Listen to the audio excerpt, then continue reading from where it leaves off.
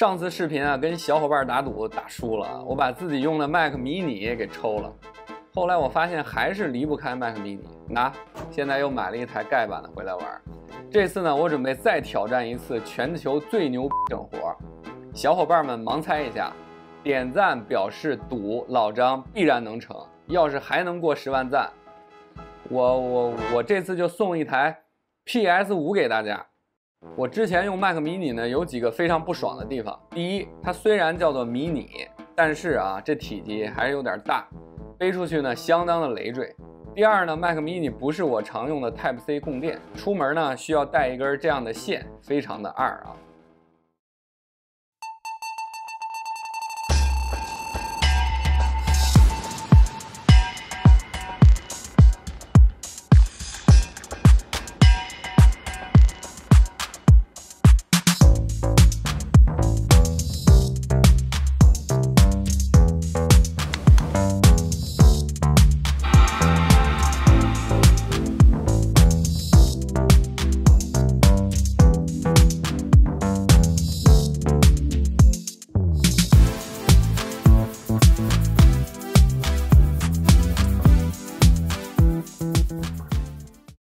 这次挑战的呢，就是新买回来的 Mac mini， 我要把它拆出来主板，改造成最迷你体积的 Mac 电脑，同时还要把内置电源给它改造成 Type C 的供电，兼容所有 PD 协议的笔记本充电器。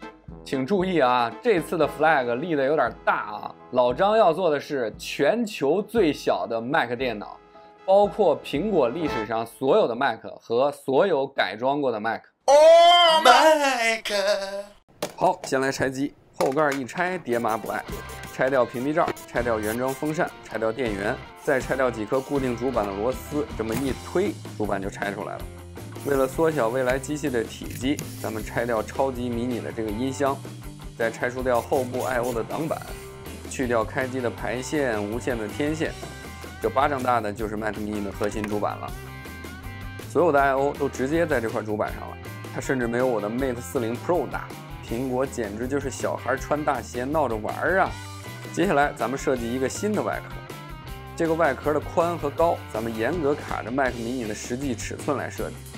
电源接口我搞了一根 L 型的弯插，就是这根了，可以说是极限体积了。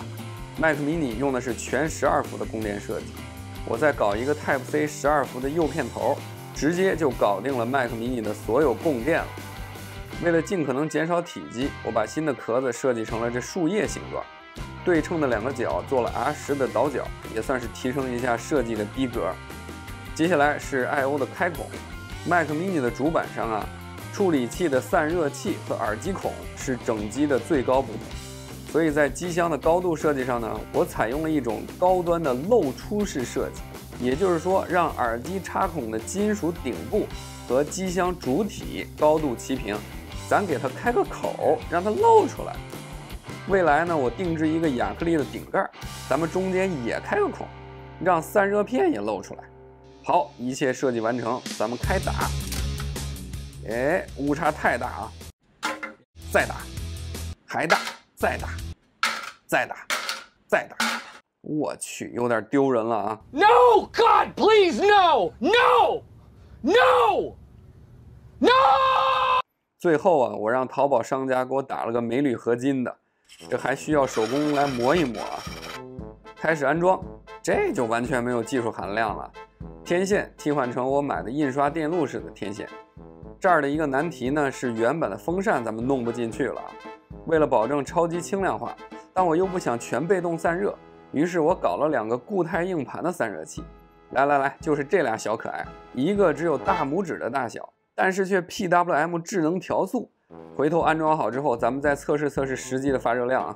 这个就是改装好的全球最小的 Mac 电脑了，实际的尺寸呢是106乘以150乘以23，体积呢是0.366升，毫无疑问的掌上电脑。Mac mini 的原始体积呢是1.4升，我一下子给它瘦身了3/4。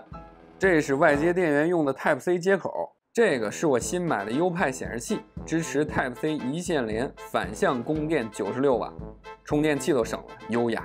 开机，翻车是不可能翻车的啊！你有病！这24寸4K 的分辨率，小尺寸的视网膜 ，PPI 跟苹果笔记本都有一拼了啊！接下来啊，我来给大家跑个分儿，看看咱们改装前和改装后的性能有没有什么损失。这个是原装机的 Cinebench R3的测试得分，这个是改装后的实际测试得分。咱们必须得榨干 M2 的每一分性能啊，散热不行是不存在的，小钢炮没毛病。咱们再来玩10分钟的高强度游戏，然后咱们用红外成像仪来看看它的实际发热。嗨，赢的呀是毫无悬念了，索然无味，索然无味啊！老张别吹了，你倒不申请个吉尼斯世界纪录呢？低调低调，咱是自嗨，咱不跟别人比啊。但我也是很纳闷啊，苹果你既然不给这玩意儿内置电池，那为啥一个模具用10年，到现在也不愿意把尺寸给压缩压缩呢？一台能够随身揣着的生产力工具，对大家没有吸引力吗？大家还想看老张对什么产品下手？欢迎弹幕评论留言。我是老张，祈祷本期不要点赞超过10万，祈祷本期不要点赞超过10万。哦耶！不买一样糖。不买。我能不买吗？我上别人家买。